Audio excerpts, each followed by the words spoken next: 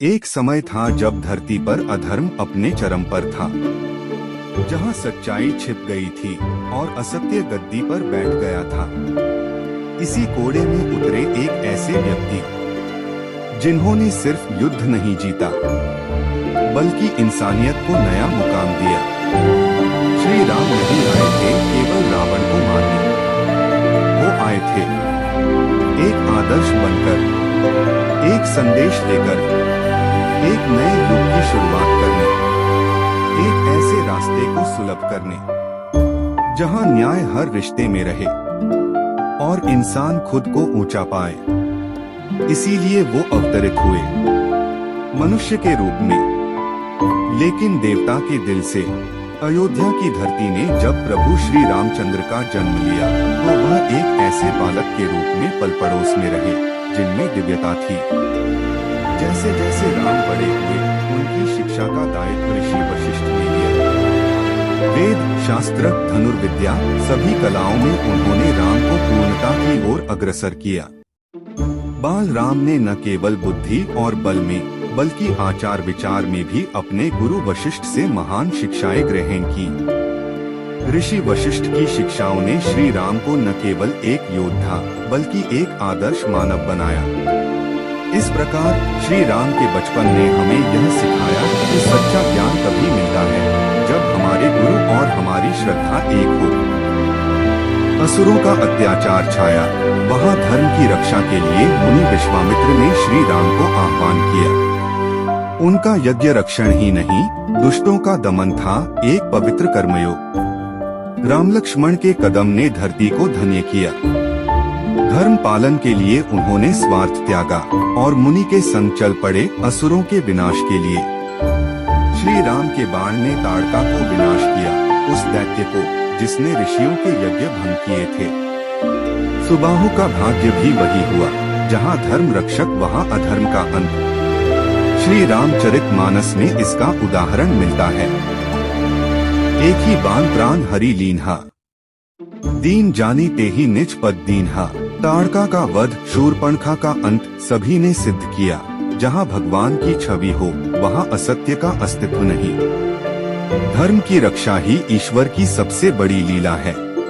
दोस्तों ध्यान से सुनिए। जनकपुरी की धरती जहाँ धर्म की ज्योति जगमगाती थी, वहाँ राम और लक्ष्मण पहुँचे। ऋषि विश्वामित्र के साथ यह यात्रा केवल यज्ञ रक्षा के लिए नहीं बल्कि भाग्य की एक महान खेल। जैसे कमल की पंखुड़ियाँ सूर्य को ढूंढती हैं, वैसे ही राम ने सीता को देखा। एक दृष्टि में उनका संसार बदल गया। यह मुलाकात न थी सामान्य बल्कि आत्मा की अनादि खोज का अंतिम पड़ाव। सीता ने राम को न केवल देखा बल्कि उन्हें अपनी आत्मा से पहचान लिया। यह थी एक ऐसी मुलाकात जहां शब्दों की जगह चुप्पियां बोलती थी।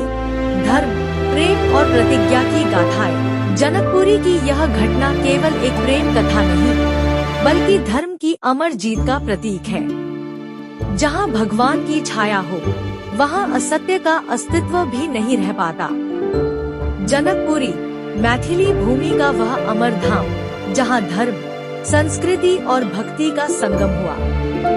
इस पवित्र नगरी की धरती न केवल इतिहास बनाती है बल्कि आत्मा को शुद्धि का संदेश देती है। राजा जनक ने अपनी बेटी सीता के स्वयंवर के लिए एक शर्त रखी थी, जो भी वर शिवजी के भारी धनुष को उठा सके उसका ही हाथ सीता का हाथ पकड़ेगा। जनकपुरी के दरबार में राजा, महाराजा, ऋषि मुनि और दूर दूर से आए वीर पहलवान इकट्ठा हुए थे। सभा के बीच में स्थापित शिव के धनुष की ओर देखकर सभी के चेहरे उदास हो गए। उसका भार केवल देवताओं के लिए ही सहनीय था। अचानक एक दिव्य छवि सभा में प्रवेश करती है। श्री राम कौशल्या के सुत अपने भाई लक्ष्मण के साथ। ऋषि विश्वामित्र के साथ आए युवा वीर के दर्शन से सभी की आंखें चमक उठी। राम ने धनुष को सरलता से उठाया जैसे कोई बालक फूल की माला उठाए, फिर उसे मथकर टूट दिया। धरती कांप उठी, आकाश से देवताओं ने कुमकुम बरसाया। सभा में जयघोष गूंज उठा। सीता ने अपनी आंखों से यह चमत्कार देखा। उनकी छाती में एक नई धड़कन जागी। वह जान गई कि उनका पति न केवल मानव है बल्कि धर्म का अवतार है। राजा जनक ने राम के चरण छूकर कहा, आपके बिना यह धनुष किसी के लिए नहीं था। यह तो धर्म की परीक्षा थी और आपने उसे पूरा किया। शिव का धनुष टूटने की खबर ने सारे भुवन में कंपन पैदा कर दिया। परशुराम, ऋषि और योद्धा क्रोध से भड़कते हुए जनकपुरी पहुँचे। उस घटना का अपमान मिटाने परशुराम ने गरज कर कहा, कौन है वह मानव जो देवताओं के अस्त्र को छू सके? लक्ष्मण, जिनकी छाती में धर्म की आग जलती, बोले, आप ऋषि हैं, लेकिन राम की छाती में ब्रह्मांड की शक्ति है। यह धनुष नहीं, धर्म की जीत थी। राम ने कहा, मैं न केवल वीर हूँ बल्कि धर्म का पुजारी। मेरी बाहों में वह शक्ति है जो असत्य को ध्वस्त करती है। परशुराम का क्रोध ठंडा पड़ गया। उनकी आंखों में एक नई समझ जगी। परशुराम चुपचाप चल दिए, एक सन्यासी की तरह, जिसने सीखा कि अहंकार का अंत धर्म में ही होता है। जहाँ धर्म की ज्योति जगमगाती, वहाँ रघुवंश के चारों कुमार जनकपुरी पहुँचे। राम, लक्ष्मण, भरत, शत्रुघ्न चारों भाइयों के साथ एक ऐसा महायज्ञ आयोजित हुआ जिसने इतिहास के पन्ने बदल दिए। सीता, उर्मिला, मांडवी, श्रुतकीर्ति चारों कन्याएं, जिनकी छवि स्वर्ग की अप्सराओं से मिलती। उनकी छातियों में न प्रेम था बल्कि प्रतिज्ञा, एक ऐसा बंधन जो धर्म और पुण्य का संगम था। ध्वनि नाद बजी उठे सब दिशा में, कलश भरे सुगंधित जल से। देवता भी झुके इस महान घटना के सामने।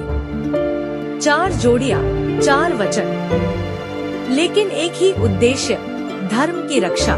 जनकपुरी की पवित्र धरती को छोड़ रघुनाथ जी अपने भाइयों और वधुओं के साथ अयोध्या की ओर बढ़े। उनकी छाया में भाग्य लिखा था, एक ऐसी वापसी जिसने नगरी की धरती को धन्य कर दिया। अयोध्या उजियारा से जगमगाई। दीपों की रोशनी ने दिन को रात बना दिया। प्रजा ने अपने राजकुमारों को न सिर्फ वर बल्कि धर्म का अवतार माना। श्री राम ने दशरथ के चरण छुए। दशरथ जी ने कहा, तुम्हारी वापसी न केवल परिवार की खुशी है बल्कि राष्ट्र की गरिमा का पुनर्जन्म। सीता जी की छाती में एक नई धड़कन जागी। अयोध्या की रानी बनकर, लेकिन धर्म की सेविका बनी रहना। जहाँ भगवान हो वहाँ धर्म की जीत होती है। एक राजकुमार की वापसी नहीं बल्कि धर्म की लीला का एक नया अध्याय था। अयोध्या में खुशी की लहर है। राजा दशरथ ने अपने सबसे बड़े पुत्र श्री राम को राजा बनाने का निर्णय किया है। यह दिन अयोध्या के इतिहास में स्वर्णिम अक्षरों में लिखा जाएगा।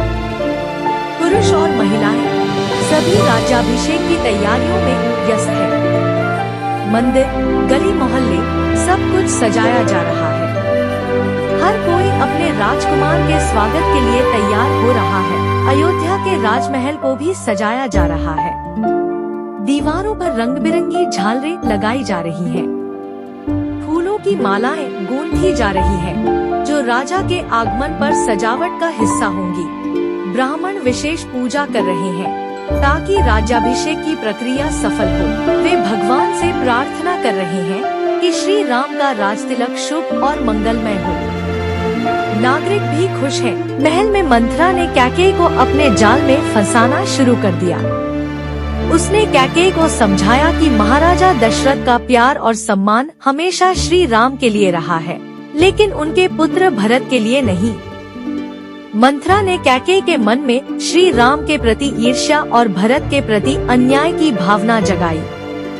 उसने कैकेयी को समझाया कि उन्हें अपने अधिकार को हासिल करने के लिए कुछ करना होगा और अपने पुत्र के लिए लड़ना होगा। कैकेयी मंथरा की बातों में आकर अपने पुत्र के लिए लड़ने का निर्णय लेती है। मंथरा की चाल ने कैकेयी को एक खतरनाक राह पर चलना शुरू कर दिया था। कैकेयी के मन में राम के प्रति द्वेष भाव था। वह चाहती थी कि उसका पुत्र भरत राजा बने। कैकेयी ने राजा दशरथ को उनके द्वारा दिए गए 2 वरदानों की याद दिलाई। राजा दशरथ ने पहले वरदान के रूप में भरत को राजा बनाने और दूसरे वरदान के रूप में राम को 14 वर्षों के लिए वनवास में भेजने की बात सुनी। राजा दशरथ का हृदय दुख से भर गया। उन्होंने अपने सबसे प्रिय पुत्र राम को वनवास में भेजने का निर्णय लेने के लिए मजबूर हुए। कैकेयी की मांग पूरी करने के लिए राजा दशरथ को अपना वचन पूरा करना पड़ा। राजा दशरथ की आंखों में आंसू थे, लेकिन कैकेयी की जिद के आगे उन्हें झुकना पड़ा। राम के वनवास का निर्णय लिया गया।